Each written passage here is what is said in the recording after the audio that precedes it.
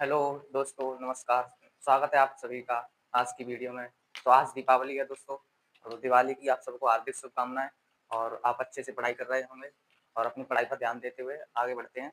चलिए, आज हम चैप्टर 3 करेंगे, उसकी प्रश्नावली 1.3.1 करेंगे आज, ठीक है? तो चलिए, एक क्वेश्चन लगा है यहाँ पर, मैं लगा देता हूँ क्वेश्चन।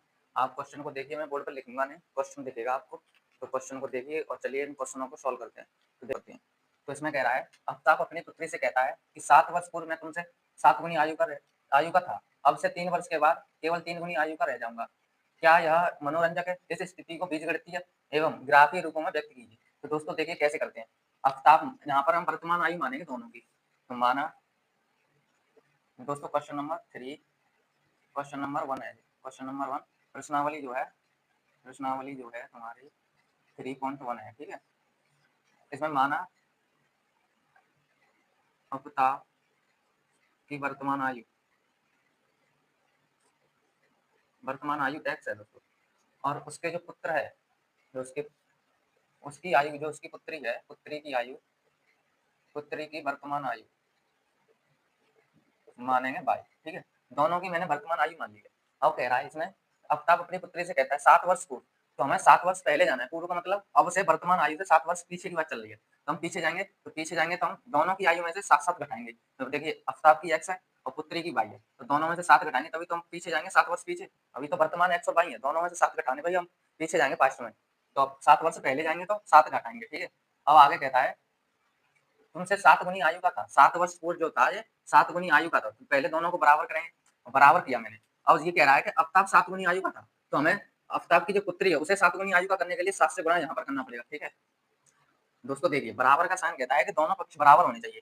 अब ये कह रहा है कि आफ्ताब जो 7 वर्ष पहले 7 गुनी आयु का था, तो 7 वर्ष पहले हमें 7 गुनी आयु का आफ्ताब है, और दोनों को हमें बराबर करना है, तो हम उसकी पुत्री में 7 की मल्टीप्लाई कर देंगे, तो दोनों की आयु 7-7 गुनी हो जाएगी, ठीक है? तो समीकरण नंबर पहला ये, इसे सॉल्व करते हैं। तो x माइनस 7 बराबर 7y माइनस 49, और 7y को इधर लाएंगे, तो x माइनस 7y बराबर माइनस 49 प्लस के 7, तो बचेगी माइनस के 42। x माइनस 7y और 42 को इधर लाएंगे तो प्लस 42 बराबर 0। ये समीकरण नंबर पहला, ठीक है? और दोस्तों देखिए, दूसरे में क्या कह रहा है कि 3 वर्ष के बाद, अब से 3 वर्ष के बाद केवल 3 गुनी आयु का रह जाऊंगा। तो दोस्तों पहले अब से 3 वर्ष के बाद, अब से 3 वर्ष बाद जाना है, यानी वर्तमान से 3 साल बाद। तो वर्तमान की क्या है, x और y, और 3 साल के बाद जाएंगे तो प्लस 3x प्लस 3y, ठीक है? बराबर करेंगे। ये 3 वर्ष के बाद 3 गुनी आयु का रह जाएगा, यानी कि ये 3 गुना पहले से ही है, तो इसे 3 गुना करने के लिए 3 का गुणा कर देंगे, और ये बन गया समीकरण नंबर दूसरा। सॉल्व करेंगे इसे, x प्लस 3 बराबर 3y प्लस 9, y को इधर लाएंगे तो x माइनस 3y बराबर 9, उधर है 3 वाल में जाएगी तो माइनस की 3 हो जाएगी, 6 बचेगी, तो x माइनस 3y माइनस 6 बराबर 0। समीकरण नंबर 2। तो दोस्तों ये है दोनों समीकरण। अब कह रहा है इसमें कि ग्राफीय बीजगणितीय स्थिति में एवं ग्राफीय रूपों में व्यक्त करने। दोस्तों ये तो है बीजगणित, ये जो समीकरण आए ये तो बीजगणितीय स्थिति है। अब ग्राफीय स्थिति में कैसे रखेंगे वो देखिए। तो पहले हम समीकरण 1 को लेते हैं, x माइनस 7y प्लस 42 बराबर 0। दोस्तों देखिए कैसे करेंगे इसे। पहले यहाँ x और y लेंगे, ठीक है? डिब्बे बनाएंगे 2 और लाइन खींच देंगे, ठीक है? अब यहाँ पर x बराबर 0 रखेंगे।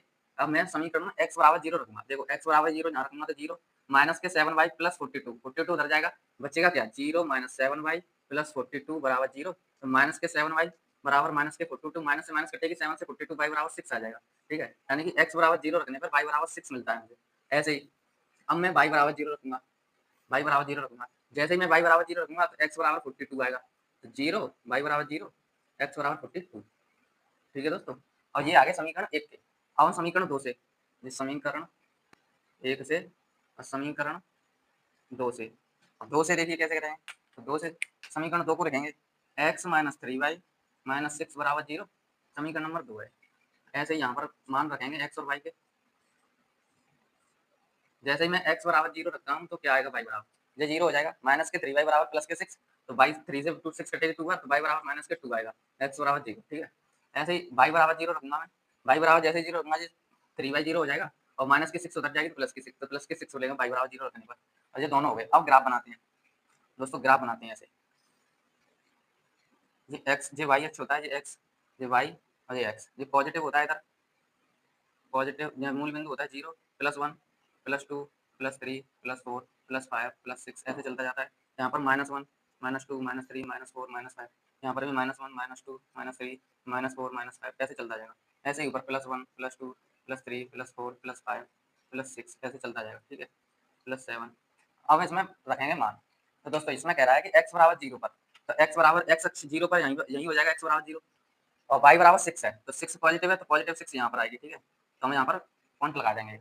और दूसरे में कह रहा है कि y बराबर 0 लिया है तो x बराबर कितना है 42, 42 मान लीजिए यहाँ आएगा, मैं इसे आगे बढ़ा देता हूँ, 42 आएगा यहाँ पर, तो यहाँ पर एक पॉइंट लगा देंगे और इन दोनों पॉइंटों को मिला देंगे, इन दोनों पॉइंटों को मिला देंगे, तो ये मैंने मिला दिया, ठीक है, और यहाँ पर लिख देंगे, यहाँ पर लिख देंगे समीकरण को, तो x - 7y + 42 बराबर 0, ठीक है। ऐसे दूसरे में कह रहा है कि x बराबर 0 यानी मूल बिंदु, y बराबर -2 कहाँ पर है, यहाँ पर, यहाँ पॉइंट लगा देंगे, ठीक है, पॉइंट लगा देंगे यहाँ पर। अब कह रहा है कि y बराबर 0 x बराबर 6, y बराबर 0 यानी मूल बिंदु, x बराबर 6 पॉजिटिव यहाँ पर है, 6 ये रही अपनी, तो 6, अब इन दोनों को मिला देंगे, इन दोनों को मिला देंगे, ठीक है, यहाँ पर लिख देंगे x - 3y - 6 बराबर 0। तो दोस्तों ये है ग्राफीय रूप और ये है बीजगणितीय रूप, मैंने आपको दोनों ही बता दिए हैं। ये है क्वेश्चन नंबर फर्स्ट, अब करेंगे क्वेश्चन नंबर सेकंड, तो चलिए शुरू करते हैं क्वेश्चन नंबर सेकंड। तो दोस्तों ये है क्वेश्चन नंबर 2, चलिए इसे सॉल्व करते हैं। तो देखिए इसमें कह रहा है कि क्रिकेट टीम के एक कोच ने 3900 रुपए में 3 बल्ले तथा 6 गेंदें खरीदी, बाद में उसने एक बल्ला तथा उसी प्रकार की 3 गेंदें 1300 रुपए में खरीदी। इस स्थिति को बीजगणितीय तथा ज्यामितीय रूप में व्यक्त कीजिए। तो दोस्तों कैसे करेंगे, ध्यान दीजिए, पहले हम मानेंगे, माना जो एक बल्ला है, एक बल्ला x रुपए का है, ठीक है, ऐसे ही, और एक गेंद, और जो एक गेंद है वो 22 रुपए की है, दोनों को मानेंगे यहाँ पर। अब कह रहा है कि क्रिकेट टीम के एक कोच ने 39 रुपए में 3 बल्ले, तो 3 बल्ले तथा 6 गेंदें, तो 3 बल्ले क्या है, बल्ले x है, x रुपए के बल्ले हैं तो 3 बल्ले 3x के होंगे, ठीक है, प्लस 22 क्या है, 22 रुपए जो है वो गेंद के हैं, एक गेंद के 22 रुपए, 6 गेंद हो गए 6 22 बराबर 3900 रुपए। ये समीकरण नंबर फर्स्ट। 3 से कट भी रहा है, इसे काट के सॉल्व करेंगे, तो 3 से काटेंगे तो x + 2y बराबर 1300, ठीक है, ये समीकरण नंबर फर्स्ट। और दूसरा समीकरण बनाते हैं। दूसरे में लाइन में कह रहा है, बाद में उसने एक बल्ला तथा उसी प्रकार की 3 गेंदें खरीदी। एक बल्ला कितने का, x रुपए का, तो एक बल्ला x रुपए का प्लस 3 गेंदें 3 बाई, 22 रुपए की एक गेंद, 3 गेंदें 3 बाई की, बराबर 1300 रुपए। यह समीकरण नंबर 2। समीकरण 1 से, तो देखिए x + 2y बराबर 1300, ठीक है, समीकरण 1 है। x और y के मान लिखेंगे, यहाँ पर मान रखेंगे और जो मान निकल के आएंगे उनको ग्राफ में दर्शाएंगे। मैं x बराबर 0 रखता हूँ, 0 रखा मैंने, जैसे ही मैं 0 रखूंगा 2y बराबर 1300 आएगा, तो y बराबर क्या आएगा, 1300 डिवाइड बाई 2 यानी कि 650, तो y बराबर आएगा 650, ठीक है। अब y बराबर 0 रखूंगा, y बराबर 0 रखूंगा मैं, तो 2y 0 हो जाएगा, y बराबर 0 पर x बराबर आएगा 1300, ठीक है। अब समीकरण 2 से देखिए, तो समीकरण 2 से, ठीक है, 2 से देखिए, समीकरण 2 है, x + 3y बराबर 1300, समीकरण 2 है, ठीक है। अब मैं यहाँ पर x और y के मान फिर से रखूंगा, जैसे ही मैं x बराबर 0 रखता हूँ तो x 0 हो जाएगा, 3y बराबर 1300 आएगा और ये कटेगा, तो यहाँ पर आ जाएगा y बराबर 1300 डिवाइड बाई 3, ठीक है, y बराबर 1300 डिवाइड बाई 3, तो x बराबर 0, y बराबर 1300 डिवाइड बाई 3। ऐसे y बराबर मैं 0 रखूंगा, दोस्तों ये y बराबर आया 1300 डिवाइड बाई 3 और x बराबर आया यहाँ y बराबर 0 रखने पर x बराबर आया 1300, तो ग्राफ बनाते हैं अब। तो चलिए ग्राफ बनाते हैं दोस्तों, ये है y अक्ष, ये x अक्ष, ठीक है। अब कह रहा है यहाँ इसमें पहले वाले में कह रहा है कि x मूल बिंदु है जो है 0, x बराबर 0, x बराबर 0 पे y बराबर 650 है, तो x बराबर 0 यहाँ पर 650 यहाँ मान लेता हूँ मैं, 650, ठीक है। और दूसरे में कह रहा है कि x बराबर 1300, y बराबर 0, y बराबर 0 मूल बिंदु ही होगा और x बराबर 1300 मान लो यहाँ पर, ठीक है, और दोनों पॉइंटों को मिला देंगे, ये बनेगा, यहाँ पर लिख देंगे फर्स्ट समीकरण को, x + 2y बराबर 1300, यह है पहला समीकरण। दूसरा देखिए, x बराबर 0 यानी मूल बिंदु ही है, y बराबर 1300 डिवाइड बाई 3, 1300 डिवाइड बाई 3 यहाँ पर होगा, मान लेते हैं, यहाँ पर मान लेते हैं, y बराबर जो है दूसरा समीकरण को हम मान लेते हैं यहाँ मान लेते हैं 1300 को मैं 3 से अगर भाग दूंगा तो 650 से कम नहीं आएगा, यहाँ मान लीजिए 1300 डिवाइड बाई 3 यहाँ पर है, ठीक है। और दूसरे में y बराबर 0 रखने पर x बराबर 1300 यही है, इन दोनों को मिला देते हैं, तो यहाँ पर लिख देंगे x + 3y बराबर 1300, यह है समीकरण 2। तो दोस्तों यह है ग्राफीय विधि, ग्राफ का दर्शाने जो है ये ग्राफीय, ठीक है। क्वेश्चन नंबर 2, कंप्लीट हो चुका है। अब करते हैं आगे क्वेश्चन नंबर 3। चलिए दोस्तों, ये है क्वेश्चन नंबर 3, इस एक्सरसाइज का लास्ट क्वेश्चन है। तो चलिए इसे सॉल्व करते हैं, ध्यान से समझना।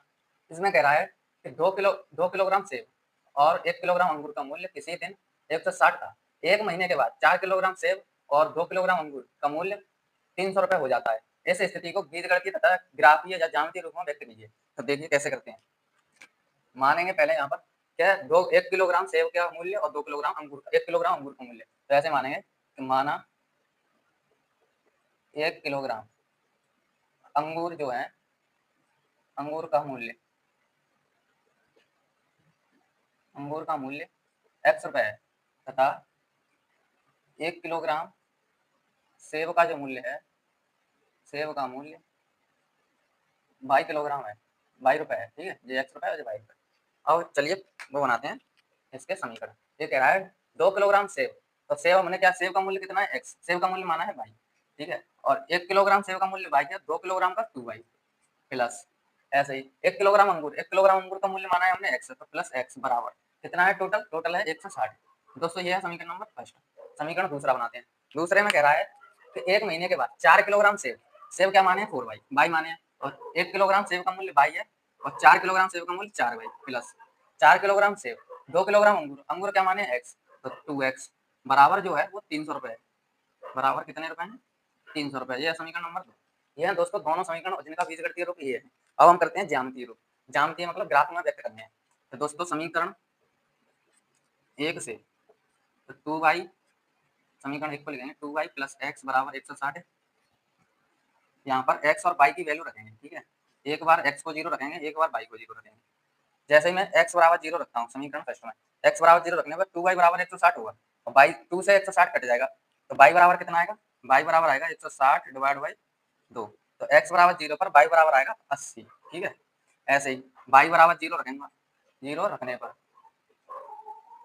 y बराबर 0 रखूंगा 0। जैसे ही मैं y बराबर 0 कहूँ 2y 0 हो जाएगा, x बराबर 160 आएगा, तो ये 160। अब समीकरण 2 से, समीकरण 2 से देखिए, समीकरण 2 को लिखेंगे 4y प्लस 2x बराबर 300। समीकरण 2 को हम और हल कर सकते हैं 2 से काट कर, तो 2y प्लस x बराबर 150 ये बचेगा। ठीक है, यहाँ पर मैं क्या करता हूँ x और y, एक बार x को 0 रखूंगा, एक बार y को।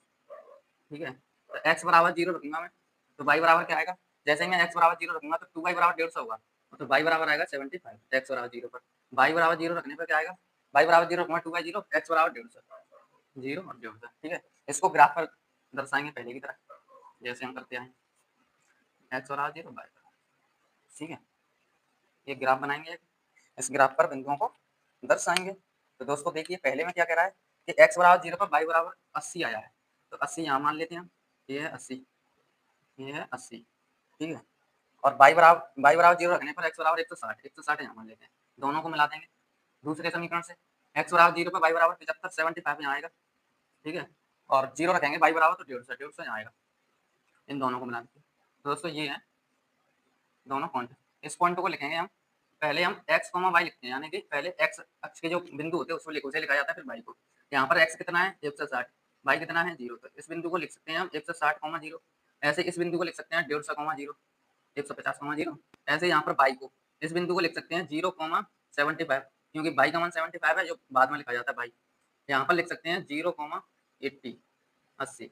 दोस्तों ये है क्वेश्चन नंबर 3 कंप्लीट हो चुका है। ये एक्सरसाइज अपनी खत्म हो चुकी है। अगली एक्सरसाइज अगली वीडियो में समझेंगे, और अच्छे से पढ़ाई करना, रिवीजन पर ध्यान देना। तो चलिए धन्यवाद, वीडियो को यहीं खत्म करते हैं। वीडियो अच्छी लगी हो तो लाइक करें और चैनल को सब्सक्राइब जरूर करें, और अपने दोस्तों में भी शेयर कर दें अच्छे से पढ़ने के लिए। अब की बार बोर्ड में 100 में से 100 आएंगे। ठीक है, तो डोंट वरी, मैं हूँ जब तक, नो टेंशन, आराम से पढ़िए और मस्त चल करिए। चलिए वीडियो को यहीं खत्म करते हैं, धन्यवाद।